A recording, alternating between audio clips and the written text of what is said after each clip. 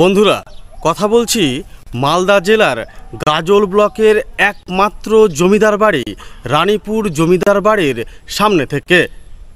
শতবর্ষী প্রাচীন এই জমিদার বাড়ির ইতিহাস, তার সঙ্গে এই জমিদার বাড়িতে প্রায় 100 বছর ধরে চলে আসা দুর্গা পূজার ইতিহাস জানার চেষ্টা করব আজকের ভিডিওতে। চলুন শুরু করি। প্রিয় দর্শক, এর আগের একটি ভিডিওতে আপনাদের নিয়ে গিয়েছিলাম পূজা রাজা প্রতিষ্ঠিত মাঝরার দুর্গা মন্দিরে। শোনা যায় 1926 সালের আগে এই রানীপুরের আশপাশে কোনো দুর্গা পূজা হতো না। তৎকালীন রানীপুরের জমিদার মধুসূদন চৌধুরীও তাই হাতি বহরে লোকবহল সঙ্গে নিয়ে পুজো দিতে যেতেন মাঝরার সেই দুর্গা মন্দিরে। তারপর গ্রামবাসীদের অনুরোধে তাদের দুর্গাপুজোর এই কয়টা দিন আনন্দ উৎসবে মাতিয়ে রাখার জন্য জমিদার মধুসূদন বাবু নিজেই এই রানীপুর জমিদার বাড়িতে আলাদা করে দৃষ্টিনন্দন দুর্গা মন্দির ও মন্দিরের সামনে নাট মন্দির নির্মাণ করে 1926 সাল নাগাদ এই দুর্গাপূজার সূচনা করেন। অর্থাৎ 98 বছর ধরে এই ঐতিহ্যবাহী রানীপুর জমিদার বাড়িতে দুর্গাপূজা হয়ে আসছে।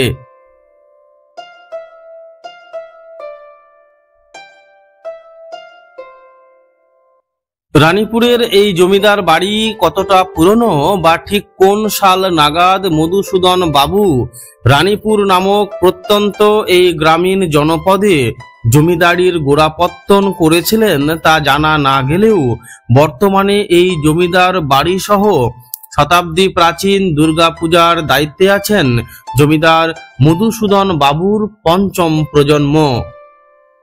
সেখান থেকে সহজেই অনুমান করা যায় এই জমিদার বাড়ির বয়স 200 বছরেরও অনেক বেশি। এটি হচ্ছে সেই রানীপুর জমিদার বাড়ির দুর্গা মন্দির। দুর্গা মন্দিরের গঠনশৈলী, স্থাপত্য সত্যিই অবাক করার মতো। এই মন্দিরেই বর্তমানে জোর কদমে চলছে দুর্গা প্রতিমা গড়ার কাজ। এখানে সাবেকি একচালা রীতিতেই মা দুর্গা পূজিতা হন। এই দুর্গা মন্দিরের সামনেই রয়েছে নাট মন্দির, যেখানে আগেকার দিনে দুর্গা পূজা ও রাম নবমীর সময় স্থানীয় প্রজাদের মনোরঞ্জনের জন্য হ্যাজাকের আলোয় গান বাজনার জমাটি আসর বসত।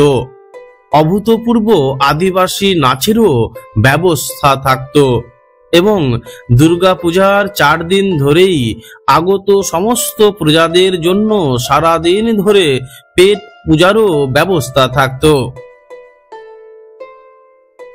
বাঁদিকের প্রায় ধ্বংস হয়ে যাওয়া এই যে ঘরগুলো দেখছেন, সেগুলো জমিদার বাড়ির কাজের লোকেদের জন্য বরাদ্দ থাকত। আর এই যে প্রকাণ্ড মূল ফটকটি দেখতে পাচ্ছেন, এটি জমিদার বাড়ির পেছনের অংশের ফটক। এখান থেকে ডান দিকে রয়েছে আরো একটি বাঁধানো ঘাটযুক্ত পুকুর। শোনা যায় এই রানীপুর জমিদার বাড়ির জমিদার মধুসূদন চৌধুরীর একমাত্র আদরের কন্যা শরৎ কামিনী দেবী ছিলেন অপরূপা সুন্দরী। তিনি যখন এই ঘাটে স্নান করতে যেতেন, তখন বাইরে অনেকেই সুউচ্চ প্রাচীরে কান ঠেকিয়ে শরৎ কামিনী দেবীর পায়ের রূপোর মলের আওয়াজ শুনেই তাকে দেখার বাসনা মেটাতেন, ঠিক যেন দুধের স্বাদ ঘোলে মেটানোর মতো।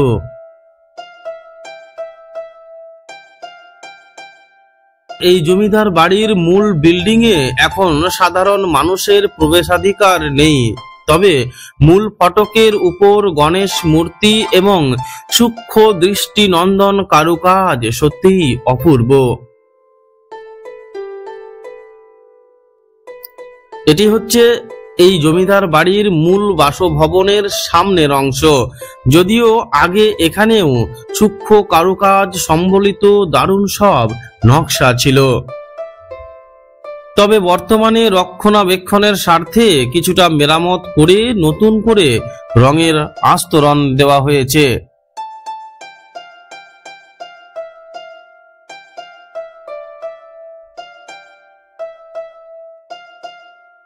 এটি জমিদার বাড়ির অন্দরমহল। অন্দরমহলের দারুণ সব নকশা আর তৎকালীন বাস্তুকারদের বাড়ি তৈরির রূপরেখা বা হাউস প্ল্যানের অভূতপূর্ব নিদর্শন এই রানীপুর জমিদার বাড়ি। যদিও উপরতলার অনেক ঘরের অবস্থা কালের ভারে আজ মলিন।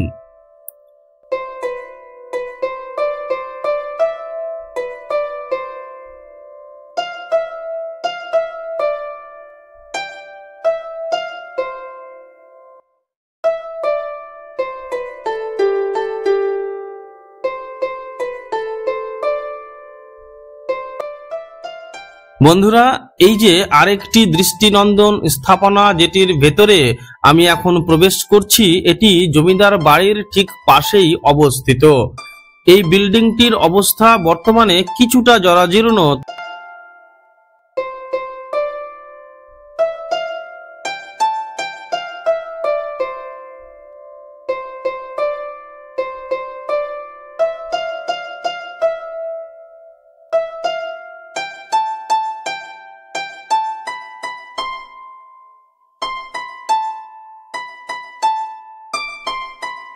বন্ধুরা, এই রানীপুরের জমিদার বাবু যে ঘাটটিতে স্নান করতেন সেই ঘাটে চলুন আপনাদের নিয়ে যায়। বন্ধুরা, এখন আমি যে ঘাটটিতে অবস্থান করছি, এই ঘাটটি এই জমিদার বাবুর পরিবারের লোকজনদের জন্য বরাদ্দ ছিল এবং এখানে জমিদার বাবুর পরিবারের লোকজনেরাই এই ঘাটটিতে স্নান করত। এই হচ্ছে সেই রানীপুরের জমিদার বাবুর ব্যবহৃত ঘাট, যেটি বর্তমানে মোটামুটি ভালো অবস্থায় রয়েছে এবং এখানে এখন স্থানীয় মানুষজনেরা এই ঘাটটি ব্যবহার করে স্নান করে। এই রানীপুরের জমিদার বাবুর যে হাতি ছিল, দুটো হাতি ছিল, যা শোনা যাচ্ছে দুটো হাতি ছিল, সেই দুটো হাতির স্নান করানোর জন্য এই ঘাটটির ঠিক অপর পারে ওই জঙ্গলের মধ্যে ঢেকে গেছে, সেটি ছিল হাতির ঘাট, হাতিদের স্নান করানোর জন্য, জল খাওয়ানোর জন্য।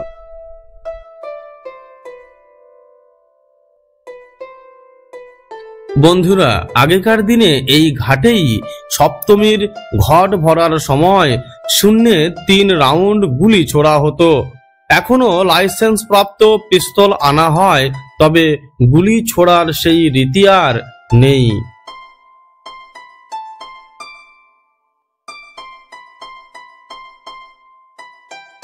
এটি হচ্ছে আরেকটি ঘাট, যেটি তখনকার দিনে জমিদার বাড়ির কর্মচারী সহ সাধারণ মানুষের ব্যবহারের জন্য তৈরি করা হয়েছিল।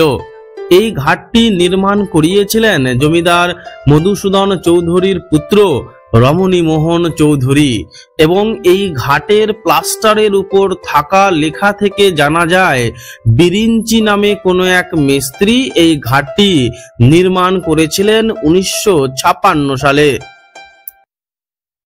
এই ঘাটের একটি বিশেষত্ব আছে, 2 ধারে প্রশস্ত ঘাট এবং মাঝখানে উঁচু প্রাচীর। এই উঁচু প্রাচীরের একটা দিক পুরুষদের জন্য ও অপর দিকটি মহিলাদের জন্য, আর এই প্রাচীরটি এত উঁচু যে এর এক পার থেকে অপর পারে কিছুই দেখা যায় না। স্নান করার সময় প্রাইভেসি মেইনটেনের এই ব্যাপারটি সত্যিই দারুণ লেগেছে আমার। বন্ধুরা, আজকের মতো এই পর্যন্তই। দেখা হবে নতুন কোনো ভিডিওতে। ততক্ষণ পর্যন্ত ভালো থাকুন, সুস্থ থাকুন, সুস্থ রাখুন। ধন্যবাদ।